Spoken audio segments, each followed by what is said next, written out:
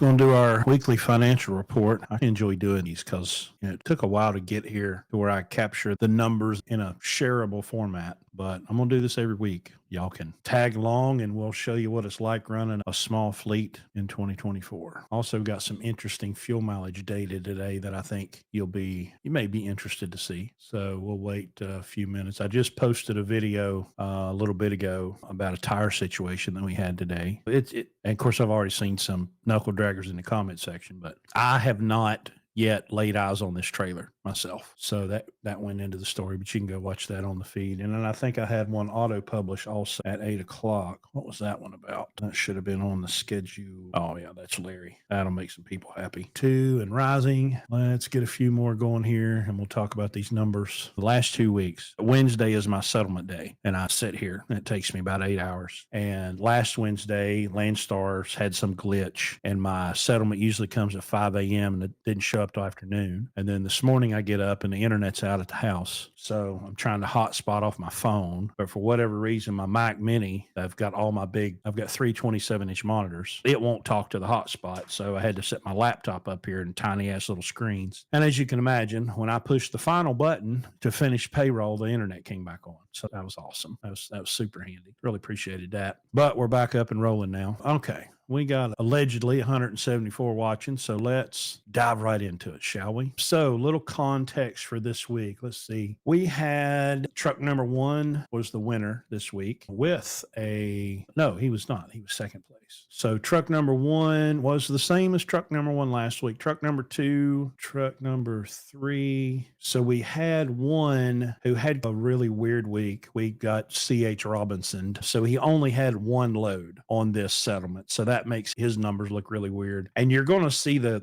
cost per mile. And that's one of the reasons that we really want people, you got to look at your week, but you've also got to look at your month and look at your quarter. And I'll get into this here in a minute, but sometimes 1 week doesn't really give you the full financial picture. You need to really understand your costs and where you're at. You really need to look at it at a month, sometimes even a quarter, because a shitty month can make you feel like dirt. But if you look at it over 3 months, you'll go, okay, that 1 month felt really bad, but the other 2 months were good. And so overall, my numbers look good. All right, let's dig into it here. Okay, so here is, you need more hearts to get people. Okay. All right, so here we go. So I don't have these ranked number one down to number 7. These are ranked actually by truck number. I maybe should have done that the other way, but so truck number one is actually number 4 right here, this 833. So he did 2,147 miles, loaded miles, 162 deadhead miles. The gross revenue, $10,454. It was a great, fantastic week. The 7181.95. That's after Landstar stole all our money. Okay, so the driver's percentage, $2,361.50. Payroll cost, fixed expenses, $118.50. So some of these would be like we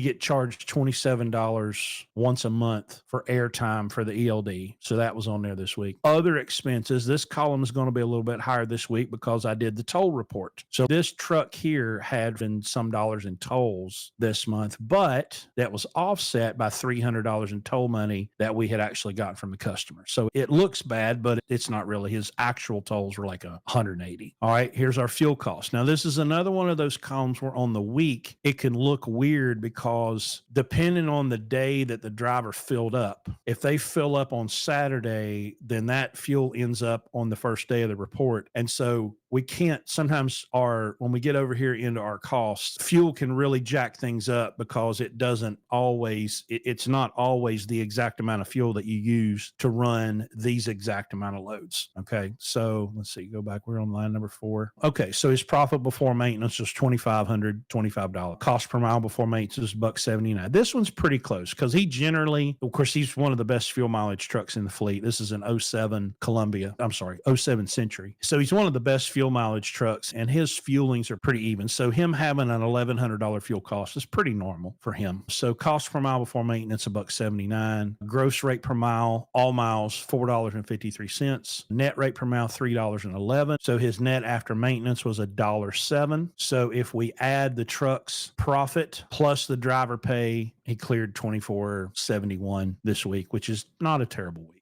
all things considered. So let's go over here. Who was number 2? Was the the top line. All right. So the truck number 2, 2,317 loaded miles, 266 deadhead, 86 gross, 6,060 net, driver pay of 19,1250, payroll costs, again, our fixed expenses and other expenses. These are just the things down here. We get charges $3.69 a week for Landstar, $2.50 for pre-pass, our bobtail or workers' comp, ELD airtime, that's at once a month, physical damage, that's once a month, insurance, fleet tracking, it's $19.95 a week. Then when our IFTA settlement comes once a month, and then any of the ad valorem mileage taxes, those are once a month. Base plates, they pull out, they'll do them for 20 weeks. It's like $18.50. So it comes down to $94 a week. Permits and escrow. And then any of our others, com data fees, tolls, transflow, scales, oils, and additives, that kind of stuff. Okay, so that truck ended up $1.36 cost per mile before maintenance, $3.35 gross. This is a flatbed truck. The top 2 trucks are platform. Truck number 1's pulling a 53-foot flatbed. Truck number 2 is pulling a 48-foot flatbed. So our net rate per mile on all miles is $2.35. After maintenance, 74 cents. So driver pay and profit. Oh, wait a minute. I'm missing a column here because the stupid thing's not coming over far enough. There we go. I knew that looked wrong. Okay. So let's go back to truck number 1. We had a 48.32 net. This is right here. This is net after all expenses are paid. Driver, fuel, all the insurances, all the deductions. So if truck number 1 was owned and operated by the same guy and he's not sharing any profit with anybody, he's going to clear $4,832.60. Truck number 2 will clear $3,815.08. Now let's go over here. I'm going to have to switch this back and forth. Okay, so let's like truck number 3, for example. He only had 1 load on this settlement because his load last week, his like first load, I know this sounds crazy, but sometimes your first load of the week actually pays. So he had a really good load. $3,693 for 674 miles is a fantastic load, but it was a brokered load. They put stuff on there that I guess the receiver didn't order and the shipper put it on there. And so we ended up losing all of our Friday trying to get this freight off the trailer that nobody wanted. And so he ended up stuck for the weekend and then ended up getting sick. So it just piled onto him. So there you see a $67 loss. But if he had been owning the truck, he still clears $783, 1 load, which, went too far. Which for 1 load for $674, that's not bad. And I'll do a monthly report at the end of the month when I finish the last settlement, which would be August 28th. I'll do one of these that has the entire month on it. So you can see that. So truck number, this 738 and this 713, actually driven by the same guy. We put this one in the shop to get some repairs done, and this one was sitting empty. So he did these loads just to get to us to bring the truck in, and then he did this load just to go home. So actually these 2 are the same guy. So as you can see here, let me pull this back over. Okay. So the only truck that lost money was the one that only did that $369 load. That's the same as not said, but he's on a pretty good clip this week. So that truck will show quite a bit of profit, and this truck will be 0 because it's in the shop. We're going to do some pretty big repairs to it. It needs a head gasket, and what else are we doing to it? Oh, charge air cooler, because the fuel mileage has been atrocious on that truck. So we're putting a charge air cooler on it. It's got a tiny little coolant leak on the head gasket. So we're going to pull the head off of it, put a head gasket on it. Now here's what I was going to talk about with this cost per mile. Okay. So see this truck these 2 trucks right here, they're showing an over $3 a mile cost, but that's messed up because of the way the fuel landed. They weren't running full time. They only had a couple of loads on them. So it makes the cost. And that's why I'm saying when you're looking at a week, you can't always get a full picture from just 1 week. You need a full picture from a month or a full picture from a quarter, because obviously that truck doesn't have a $3 a mile cost per mile, but it looks that way based on 1 week. And that's why it's so important to do your numbers every week, but also to do them monthly and quarterly, so you have a much better picture from a better source. So that's your financial report for this week. Overall, a pretty good week. I'm happy with it for the trucks that ran full time. We've got great rate per mile.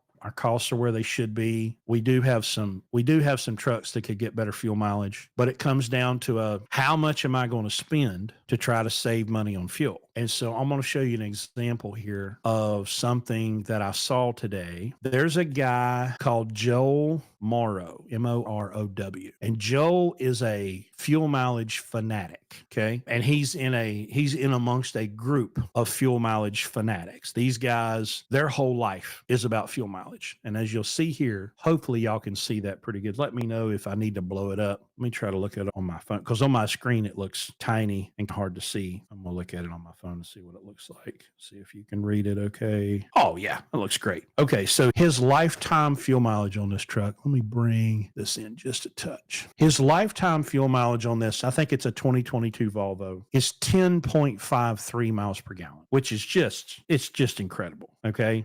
10.53. And this is the fuel gauges that we've talked about. This is a free app that you can download on Apple. On Android, you just have to use the website, but it's a free, it doesn't cost you anything. You can input every fuel up, you can input every issue of maintenance, and it will track all this stuff for you down to the cost per mile. It's just fantastic. So Joel has this, and it says from the 24 there where the dates are. So I believe this is a 2022 Volvo. It's got an automatic. It's got really high gears in it. So 10.53 miles per gallon, which is, my gosh, from being in the industry as long as I have, when everybody used to be happy with 5, that's an incredible fuel mileage, especially to be tracked over 202,000 miles.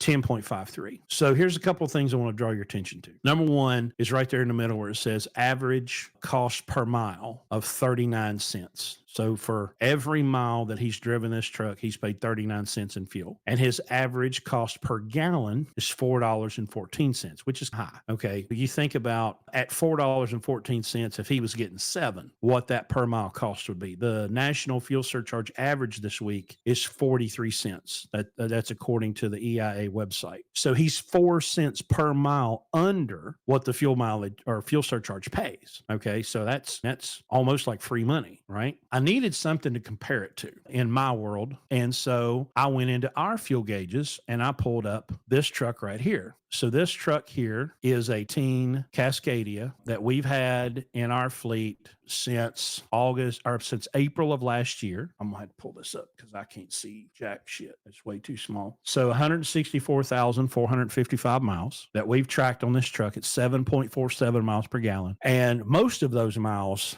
were in the last 12 months because the truck didn't run for a few weeks. And then we had one driver in this truck and she probably put close to 140,000 of those miles on in the last 12 months. She's a hustler. This is what I found so interesting about this. His average cost per gallon is $4.14. Okay. Ours is $3.35. Okay. So our cost per mile on this truck was 45 cents. His was 39. So he's at 39 cents per mile, getting 10.5 miles per gallon. We're at 45 cents a mile, getting a full 3 miles per gallon less than what he gets. This big difference here between the 335 and the 414, that's Landstar.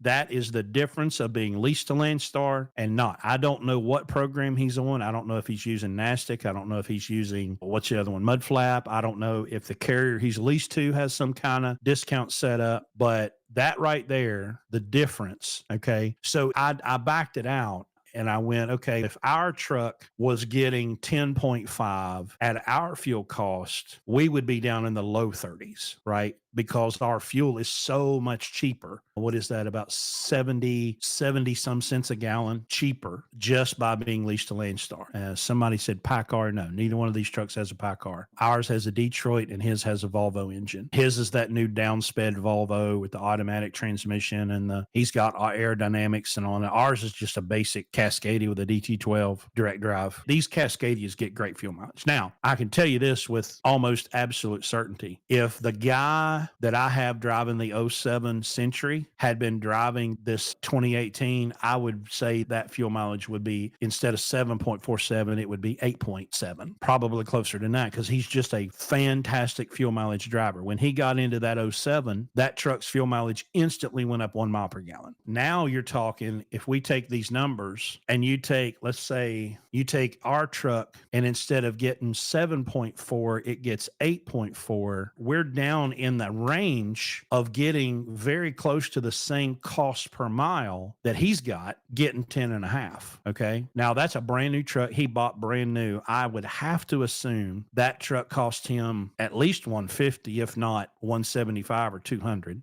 All right. Our 2018 was bought for cash, $25,000. So he's got to save a, pardon the pun, truckload of fuel just to get down to the same price point, because he spent, let's say he bought it for 150. I think he spent more than that. I think he would have had to, especially buying it in 2022. But he's going to have to, I figure the savings right now is about 12,000 a year, 12,000 lifetime. So he has saved, if you go apples and apples, his fuel cost lifetime is about $12,000 less than us. Okay. But he spent at least $125,000 to $150,000 more to buy the truck than we did. He's got to go 2 million miles, basically. He's got to take that 100,000 and do that 10 times to make up how much more he paid for the truck. Now, please, I want everybody to understand, I'm not throwing shade at Joel, because Joel is incredibly passionate about what he does and good at what he does, but the numbers are the numbers, and he posts them out there for everybody to see. So I'm going to make some commentary. But again, a 10.5 mile per gallon lifetime average is phenomenal and should be commended. What I want to make sure, the part that we don't leave out, especially since my audience is first time owner operators. That's my target. That's the people I'm trying to get to, is the person that wants to be that first time owner operator. Okay. You cannot mathematically justify a truck payment and the risk that comes with debt because you're going to get better fuel mileage. It does not calculate. You would be better off in a paid for truck getting 6 miles per gallon than a $100,000 or $150,000 truck getting 10 miles per gallon, because the risk that is going to come with that debt. And let's be honest, these new trucks come with a much higher risk profile when it comes to maintenance and cost of maintenance and what happens when there's downtime. Listen, one of my old trucks, it can run on 5 cylinders, and we forgot an interest and additional insurance. Oh, hell yeah.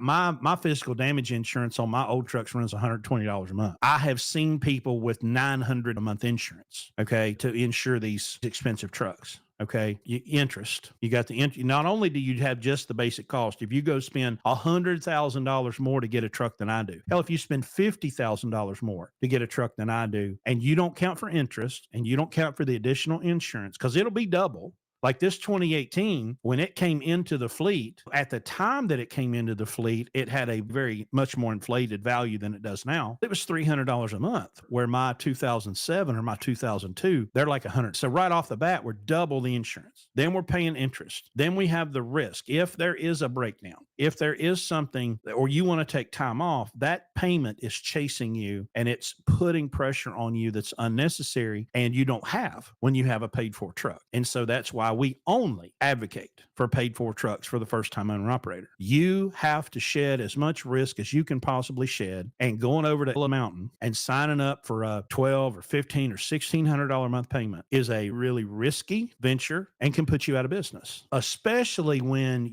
so here's the other thing y'all completely leave out. Like, y'all ignore that shit like it don't even exist. Coming from a company driver and being an owner operator are two very different things. The motivations are different. The loads you will pull should be different. The reasons you pull loads should be different. When you become an owner operator, you're going to make a lot of expensive mistakes in the beginning, and those mistakes can compound. If you there are literal times, okay, that you'll take an 11-hour break instead of a 10-hour break, and it can cost you a load. A load could be $2,000, okay? Or here's one from ours this week. You could park your truck for a 34 and never walk around it the whole time that you're there. And at the end of the 34, that you have a flat trailer tire. And now you got to sit in the shop and wait for the tire to be repaired. And so you can't go get delivered your load, and then you can't pick up the next load. And because you can't pick up the next load, you miss a $4,000 load. We had to give away a $4,000 load this week because a driver sat in a truck stop for 34 hours and never once looked at his truck and saw they had a flat trailer tire. So that decision to not park the truck before the restart, or at the beginning of the restart, let me just walk around this thing and make sure everything's cool. And is there anything that I need to get fixed while I'm sitting on my 34? Boy, that trailer tire sure would have been handy to have fixed during the restart, but he didn't. And then he goes, oh, crap, I need to get this tire fixed. That'll be $4,000, sir. Hand it over, because that's what happened. Had a 98 Volvo with a 350 horsepower Detroit 9-speed. It got 10 miles a gallon, empty, 8 load. Oh, yeah, we've got it's in a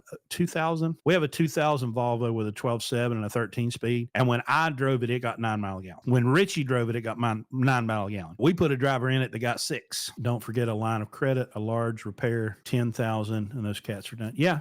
Or just have cash. I would much rather you sign up for a high interest credit card than buy a warranty. I mean, it's not an either or there. I mean, I'm being a little bit facetious, but not really. You would be better off financing a large repair on a high interest credit card than you would be buying a warranty, because what none of y'all ignore, y'all just walk around with your eyes just super set. If I won't look, then I can't see it. The amount of downtime that is involved in getting warranty repairs authorized more than makes up for the cost of the warranty. Listen, these trucks should be making $1,000 a day minimum $1,000 a day, really $1,200 a day. 1 day waiting on warranty, 2 days waiting on warranty, 3 days waiting on warranty. I've seen people set for a month. I've seen them in a shop here in Charleston wait days just to get the approval. Then we have to order the parts. Then we have to do the repair. You're talking about a week down, where if you'd have just had some damn money, or even a credit card or a line of credit, as he says, you could have just paid for it and the truck would have been running in a day. I've literally watched. Y'all, we can put a clutch in a truck in a day. But I've watched people sit 3, 4, 5, 6 days waiting on approval. Then, because we can't order the parts until we have the approval, because you're so broke, you can't just pay for a clutch.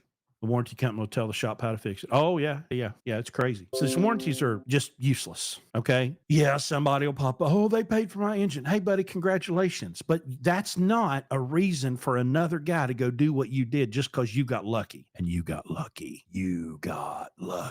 That wasn't skill, my friend. Okay. Like one time I pulled up to this place and the dock was on my right, and I was too lazy to go down at the end of the road and turn around and come back. And I blindsided in and I hit it on the first shot with no pull up. And this guy was like, man, that's crazy. I said, listen, brother, that was 80% luck and 20% talent. Yeah. Can I blindside back and not tear shit up? Sure, I can. But think about the statistical odds of doing a blindside back with a long nose classic with an 84-inch bunk and hitting it dead on the first time without a pull up. That's astronomical odds. That's not talent. That's luck. If you don't have enough money to fix your ride, you don't need to be on the road. Yeah. That's the truth. And look, guys, you can't buy yourself a job. It'll be the worst job. If you're a company driver and you hate the dispatcher or the fleet manager or the driver leader, whatever bullshit name they come up with, and you hate the load planners and you hate the company, wait till you meet your customers, because nobody on earth gives less of a shit about you than your customer. I don't like being a company driver. I'm just a number. Yeah. To the customer, you're just the guy showing up to fill whatever need they need on that day. And the very minute that you become unable to fill that need, they're done with you. When my engine blew up in 2017, I had a wonderful, amazing close relationship with my customer. And they were like, oh, yeah, man, that sucks. Move on. And it was over. Hey, here's a relationship story for you. And I told this on the, I did a TikTok about it, but this gives us an opportunity to expand on buying equipment. Okay. So we've got a guy that owns one of the trucks that we operate, and he's been seeing all the money that everybody's making with a 53-foot flatbed. And he was like, you know what? I'd like to have one of those. And so we counsel him, and here's about how much you should pay, and here's what you should look for. So he found a 53-foot flatbed for sale down around Knoxville. He told us about it, and we're like, listen, first thing, an inspection, right? We got to make sure we got no cracks in the frame. We got no busted cross members, tires and brakes and lights, whatever. So he got the seller to agree to take it to a Landstar approved shop to have an inspection done. They did the inspection and they passed it. And I don't remember if somebody stopped to look at it or there was pictures. Something about that told us, wait a minute, I don't think that's right. So we took it to another Landstar approved location, which I think was the Petro, or the one there in Knoxville. They found the brakes were junk. I don't know, maybe an S-cam or something. But so he puts like $2,500 or $3,000 into it, and they passed it. Tires good, brakes good, lights good, everything's good. It's all good. Ready to go. Now, I still have not laid eyes on this trailer. All right. I still haven't seen it. So that was July 5th. Then we went through the process to get it in the system and paperwork and yada, yada, yada. And so finally, Landstar's, all right, you ready to go? Legal to pull. So last Wednesday, the driver dropped the 48-foot flatbed we were renting from Landstar and went over and hooked to this truck. And he did a walk around. But listen, drivers don't know. They don't look at stuff the way I do, or they don't look at stuff the way mechanics should or are supposed to, you would think. So anyway, he hooks up to it because he just got a brand new, fresh safety inspection. This trailer is ready to roll. So he puts a load on it, goes up to the Northeast to Jersey. That's when he got hosed by C.H. Robinson. So he sits there all weekend. So we put a load on it yesterday from Maryland going to Mississippi. No, Missouri. Going to Missouri. He's climbing the mountain coming out of Cumberland, Maryland on 68. Gets up there and boom, tire blows. Now we're looking closer to tires. Now, of course, you blow one, that means buy two. So the Loves had a couple of Michelins. So I sent Loves out there. I'd called Landstar LCAP, got an authorization number. And he's looking closer and he's, man, these tires look pretty rough. Start sending pictures. Now we're finding they're all mismatched. You got a 275/80 but beside a 295/75 and all the brands and models that makes it different. Then we start looking at date codes and these tires are old. We're like, okay, let's just, at the next opportunity, let's just go ahead and put 6 tires on it and we'll have all 8 new tires and we'll be good to go. Well, 100 miles later, or give or take, let's see, from 34, 60, that wasn't even 100 miles. It was probably like 80 miles. Boom, blows another tire. This one takes the mud flap off, which some of our four-wheeled friends find and run over. So that was an ordeal. So fortunately, at the next exit from where all this shit happened, there's a tire shop. And I'm like, let's just get into the shop and we'll put 6 tires on it in the morning. Right? We have no choice. I cannot go another 100 miles and blow another one of these junk ass tires. So I called the tire shop this morning. Yeah, man, we have 0 tires. Okay. So now I start calling around that area of West Virginia. Nothing. We can get some tomorrow. I can't do tomorrow. I got to have yesterday. This truck's under a load. Customer's waiting on freight. So then I call a place in Charleston. They don't have 6. They have 5. That don't help me. So I've called Landstar again, LCAP. And I say, look, I know we just bought 2 yesterday, but here's the situation. I went through the whole thing. I said, listen, I got to have 6 tires. There's no way around it. I need 6 tires in them right now. And she's, that's got to go to the 7th floor. Okay, great. So we executed a plan where the truck owner was like, look, even if they deny our request for this authorization number to get these tires at wholesale instead of retail, I don't have a choice but to get out the credit card and pay full retail if need be. And I'm like, okay, we'll roll the dice. So I called a place local here, which is a national chain, but I have a relationship with the management. And I said, y'all, here's my situation. I need 6 tires. Okay. I'm still waiting on Landstar. I don't know that they're going to give me the authorization number, but we will pay with a credit card if necessary. I need these tires. And she's like, come get them. So we went down there, we loaded them up, drove them about 50 miles up there. This shop fixed the mud flap. They put all the tires on. And about 5 o'clock, I got the phone call. Here's your authorization number. Because, boy, that was going to save those things are $616 a piece times 6. I don't know what our cost is, but it ain't no damn where near $616 a piece. It's probably $416 a piece. So anyway, something like that. So problem solved. The truck is westbound. He's back on schedule. He's going to get his load delivered. The customer's going to be happy. The agent's going to be happy. So anyway, now side note, these are Michelin Line X Energy T2s. So these are like the best of the best because fuel mileage. But I think we're in the 420 or 450 range, something like that for the really good tires at our cost. But yeah,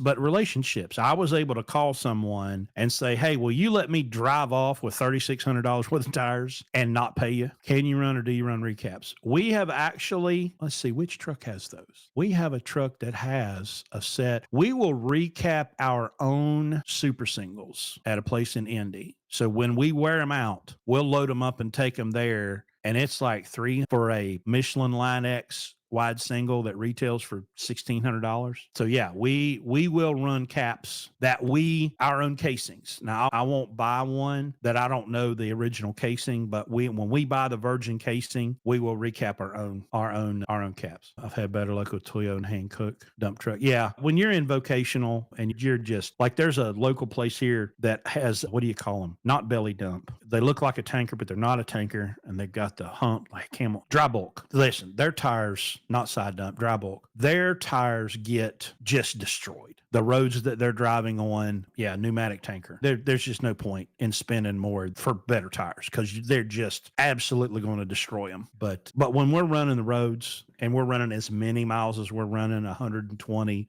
to 150,000 miles a year. We need that fuel mileage as evidence. Now, I wish my trucks would get 10.5, but they're not going to. But again, when I can be close to the guy getting 10.5 miles per gallon at actual cost per mile of fuel, again, I'm not saying that to say that what Joel is doing is wrong, because getting 10.5 miles per gallon is an impressive feat. But what if he was leased Landstar instead of wherever, and he's paying 72 cents per gallon less and getting 10.5 miles, right? Nip, clip, and Cool Whip. Okay. What advice would you give if someone wanted to become an owner operator this year? Pay cash, only cash. You need to not spend any more than $15,000 to buy a truck. And brother, they're out. There's 2016 and 2017 Cascadias right now for 15 grand or less. And then the old trucks, the 99 to 07 Freightliners, hell, you can pick those up for 7 to 10. I saw a really cherry one the other day for 13, but it had a Super 10, which means it's got 390 gears, which means it's going to pass everything but a fuel stop. So yeah, you need to have at least 40 cash. That gives you enough to the truck, get it roadworthy. We're going to go through and put brakes on it. We're going to put airbags. We're going to put shocks. We're going to replace every piece of rubber in the cooling system, refill that, maybe have enough to do an MD alignment on it. If it's got legal tires, you can run it, but those tires are going to cost you a lot of money in fuel if it's got shitty tires. And I know there's somebody, they're going to sell some truck with some shitty tire on it, double coin junk, and be like, man, it's got brand new tires. Take them off. They're useless. Buy cash and have 15,000. Yeah, you should have, when you get done, you should have at least 10 to 15,000. If you could have 10 to 15,000 in cash and maybe another 10 in a line of credit as like an absolute emergency, and then get out and work. Okay. We're not going to buy a truck and become an owner operator and work less than we did as company drivers. We're going to work more, not less, more for about 3 years. You're going to work like an animal, and you're going to save up piles and piles and piles and piles and piles of cash. And at that point, you're going to start making some different decisions, because if you run a truck the way we tell you to run one and you're netting 150, of course you pay theft taxes on that. So you walk away with 100. Okay. And you go out and make a 20 for 3 years, and you just work like an animal, and you've got $100,000 sitting in the bank with a paid for truck. You're going to make some different decisions. You may sell it and find something else to do and not be a truck driver anymore. You may buy another truck and try your hand at offering employment. Grab a bottle of Xanax before you do that, or let somebody else drive it and quit driving so you can smoke weed, because they'll drive you to drink. But you got to get to work. Okay. And listen, my first couple of weeks at Landstar back in 2014 was, I'll get to the glider kits here in just a second. My first couple of weeks at Landstar was so creepy because there was nobody telling me what to do. Like, I would get done with a load and I would send an email like, hey, I'm done. And they were like, okay, thanks. And there was nobody like, well, when, what are you going to do? Or I deadheaded 600 miles home one time and didn't ask anybody for permission. It's a little weird, especially you come to a place like Landstar, Mercer's similar, where there's no dispatcher telling you what to do. You have to be able to self-start. All right. So let me talk about glider kits for a minute. All right. I'm talking to you here from not the driver. Okay. I'm not talking to you as a truck driver. I'm talking to you as a fleet manager and maintenance coordinator. The truck driver in me wants a glider. The maintenance coordinator and fleet manager wants absolutely nothing to do with a glider, because the fleet manager says, okay, driver calls. Hey man, my air conditioner quit. Okay, that's going to be one of a few things: condenser, evaporator, compressor, a line. Okay, you've called the dealership. Hey man, I need a AC line from the dryer to the condenser. What's the next words out of their mouth? Oh, what's your VIN number? Oh, okay, here's my VIN number. Oh yeah, it's a glider. This page is blank. Oh yeah, man, I need an input pinion seal for the front drive axle. What's your VIN number? Oh yeah, this is blank. There's nothing there. Can't help you. That's my problem with gliders. Now, the asterisk to that is a Schneider glider. A Schneider glider came with a motor. Okay. So a Schneider glider is better because it has all the AC lines and hoses, condensers and evaporators and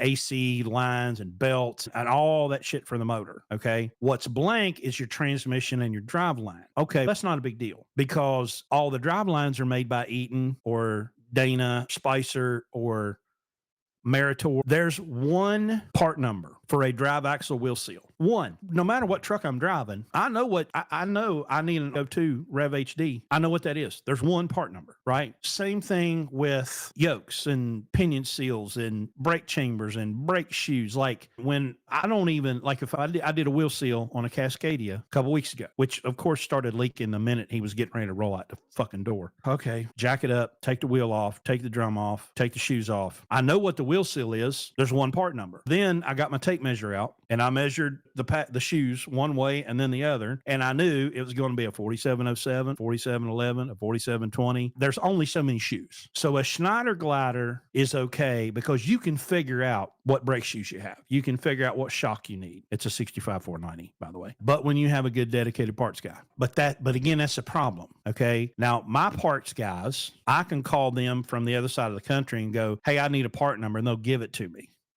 But I have these other people that they will help you. So again, if you're going to have a glider, you better have that good dedicated parts guy. And because if you have to go in and deal with one of these single-celled organisms that can't operate without a VIN number. Have y'all seen the picture? There's a car outside an AutoZone and it's on fire and it says this is what happens when you put two-wheel drive wipers on a four-wheel drive truck. Does Fitzgerald also order with motors? I don't think so. But it all depends on who built it. Like it depends on who built it and what it had when it left the line. If it left the line with rear ends, with steer axles and drive axles, but no transmission or no motor, that factory sheet's got nothing. It's just blank. So it's just all I'm saying is it adds a level of difficulty. If you're not mechanically inclined and you have never been in business, you've never been an owner-operator, and you've never turned a wrench, you need to stay as far away from gliders as you can get. Now, if you're mechanically inclined, you know how to figure shit out, the difference between a half round and a full round yoke, and you know about U-joints and you know about brake shoes, and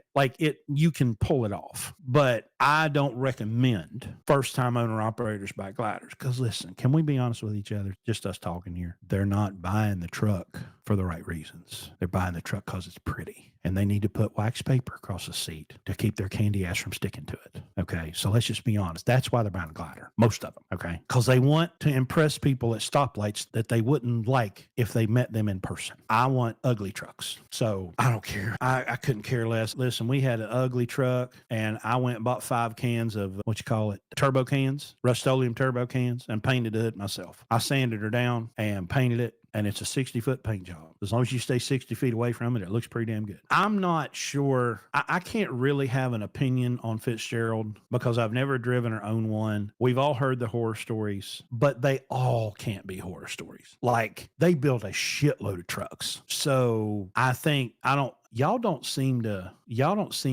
like, I guess here's what I'm trying to say with Fitzgerald or whoever else. I would like for everybody to hold the OEMs to the same standard they held Fitzgerald to. Y'all hear me talking? But what you need versus what you want, two very different things. You need a cheap, reliable, efficient truck that will hook to a kingpin and pull freight. That's what you need.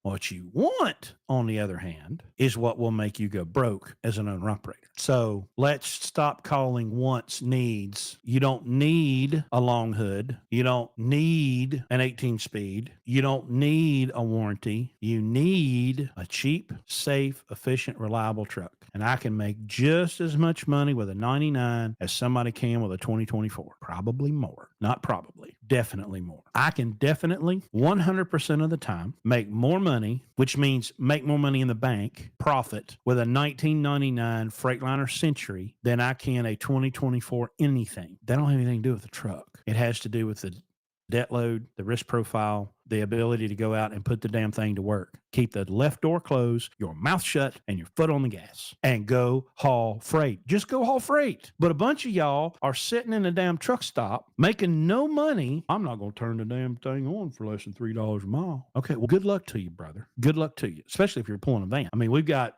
four of these trucks are vans. Our best van still did $2,000 net profit this week on a 31 miles. So he was working, but he cleared $2,000 net profit pulling a van at Landstar, where nobody apparently can make any money except us. But yeah, van freight sucks right now. The platforms, which is funny if Larry, when I came to Larry in 2018, I had shown some interest in doing platform. He's, nope, not my truck. You won't. You can't make no money in that flatbed stuff. Deadhead's too high. Can't make any money. Now for 2023, is this 24? Wait a minute. What am I thinking?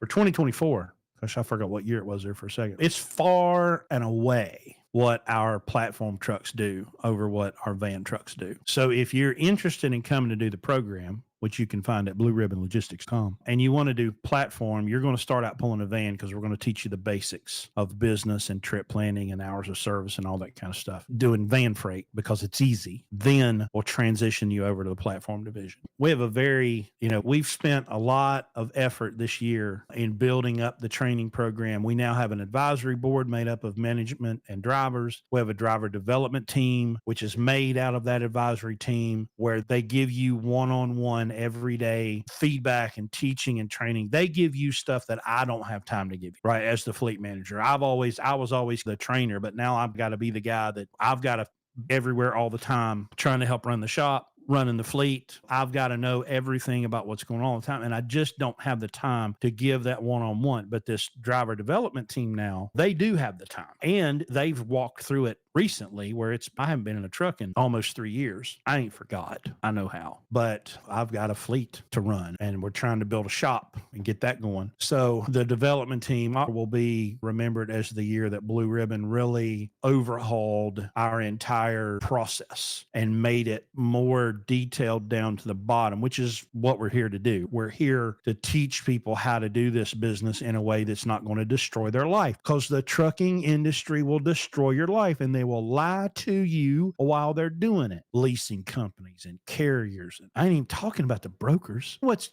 fucking crazy to me? Y'all light a broker's ass up and then fall on your knees before a leasing company or a carrier leasing you a truck. Y'all, that broker relationship's voluntary. But y'all go sign up for these predatory leases. I don't see y'all marching on Congress over that, but boy, you'll absolutely lose your mind over a broker. Somebody explain that shit to me. Because you're getting robbed, coming and going. But the broker's the problem. Right. The broker's problem. The broker problem's fixed. They'll learn how to negotiate your rate and know what your damn cost is and know what it costs you to move your truck. That's the easiest problem in the entire industry to solve, is your relationship with a broker. Because it can be like this. Hey, I'll call my load you got on. Yeah. Oh, no, sorry. No, I can't do it. I can do it for $1,200. Yeah. Okay. Thanks. Problem solved. What's your thoughts about Oakley's lease on program? I don't know anything about it except that I hate lease. Now, what are we talking? Lease on or lease from? Aren't they the pneumatic guys? Oakley Trucking. Here's what I know about Oakley, and this will date me. Satellite radio and that stupid jingle and Oakley Trucking with the old guy that sounds like John Wayne or whatever. That's about as much as I know. I have no issue leasing to a carrier. Matter of fact, that's what I prefer over getting your own authority. I prefer leasing to a carrier because that carrier is assuming a lot of risk on your behalf, especially when it comes to insurance. Holy Jesus. Dump, hopper, and entertainer. Okay. Yeah. I don't really know anything about them, but most lease contracts in the industry are pretty cut and dry. They're either going to pay you mileage or they're going to pay you percentage. And most of the percentage contracts are pretty standard. It's somewhere around 65 or 70%.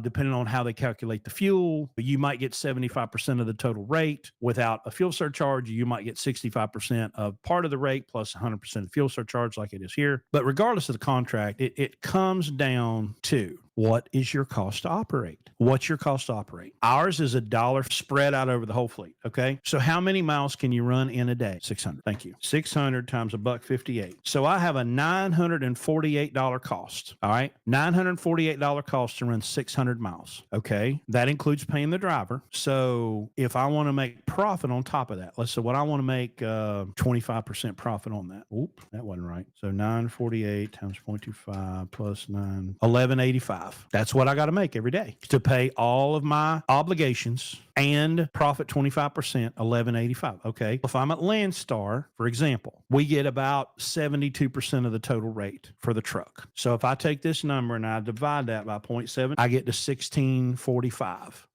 Trying to do this backwards. All right, $16.50. Okay. If I pick up today and deliver to Mark, I pay $16.50. If it doesn't, I haven't covered my cost and I haven't covered my spread. So the question's going to be, and you're going to have to look at that contract. So let's say you're on I said 900, I'm going to call it $950. All right. It's my cost. That pays the driver. That makes sure the driver eats. So if you're the driver, you got to make sure the driver eats because you're him or her. All right. And you got the little baby birds at home saying, Daddy, feed me. So if you got to have 900 bucks, let's say you're on an 85% contract. Divide by 0.85 is 1117. That's what you need every day in total revenue. So what we've come up with, market conditions versus what we need, ours is 1450. Pick up today, deliver tomorrow's got to pay 1450. Pick up today, deliver day after tomorrow's got to pay 2900. If it doesn't pay 2,900 for 2 days, it's not worth doing. Now, do we sometimes take a 2,400? Yeah, but we know we've got to pair it. The next one's got to be bigger, right? We have to make up that difference. And so our weekly revenue goal is $8,000. Back in 2021, that goal was $10,000, $2,000 a day, and $3,500 for a weekend load. Now it's $1,450 a day and $2,175 for a weekend load. So that's where you have to start. What does it cost me to open the doors of this business? And then how much money do I have to make to cover that cost? If you don't know the cost, the rate per mile does not matter. You could get $5 a mile. If you don't know what your daily cost to operate is, how's the rate per mile going to help you? Because that's like tunnel vision. You're looking at everything except what the big picture is. How many miles per year do you expect your drivers to target? I don't. There is no target mileage. There's whatever miles it took to meet that revenue goal. In our program, we don't have a home time policy. I don't tell you have to stay out this long or you can go home. You hit the revenue goals. I don't care what you do. Go home every weekend because we have every decision is made with this guy. Every decision. The tires we buy, the oil we run, where we buy fuel, every single decision that we make, every decision, where I'm going to stop for fuel, where I'm going to take my break tonight. No minimum miles to be met to meet. No. Listen, let me see. What was this one he booked today? Dude booked a $1,500 load, 230 miles. 1,500 divided by 230. That's $6.52. Hell yeah. If they could only run 300 miles a day and make $1,450 a day, that would be awesome. But let's be honest, the market is not going to bear that right. We're running 3,000 miles a week, sometimes 3,500, but we're in a depressed freight market and we have to do what we have to do. And our deadhead is way higher than we want it to be. Let me look at that one. Our deadhead for the year is 18.9%. Our target for deadhead is 15. Our deadhead for last year was 20. Our average rate per loaded mile is $3.30. But if your annual insurance policy is say 15,000 a year, there's no minimum miles to meet. No, but ours doesn't work like that because we don't pay. The only insurance we pay for is bobtail, physical damage, and workers' comp. Pay that bill. Oh, my insurance is okay. So let me get the numbers right because I always get these two mixed up. Settle Shazam, open you mother.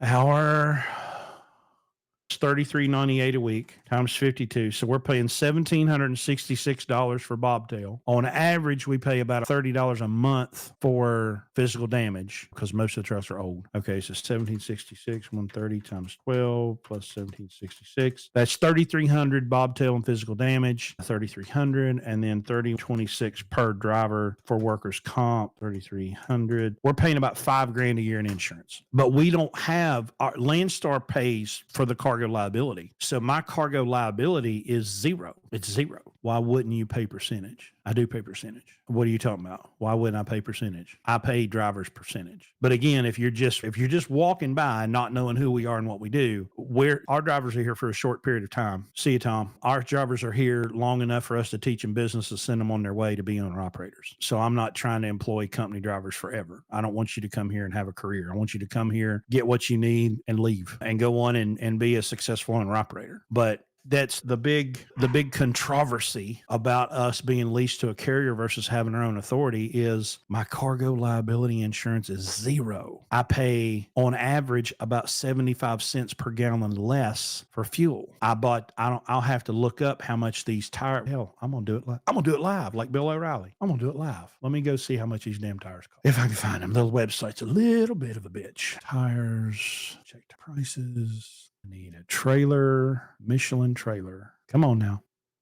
trailer 22.5 search. Oh, Michelin search T2 295 486. Okay, 616. I paid $130 per tire less than retail. What percentage do you pay? We pay 25% of line haul and accessorials. So yeah, so we paid $130. So for those 6 tires, I saved $100 today by being leased to Landstar. And the damn, which they're always such a pain in the ass to look at. Is it wide? They always put them in a different spot. Is it wide bay? Nope. I was going to look at the super singles, but it's not wide bays, steer, trailer, drive. Let's try that. 275, 275, 315, 445. Okay. LED 2. Oh, those are on sale. Okay. Now let me go look at the retail cost of that bitch. Michelin LED 2, 445, 50, 22.5.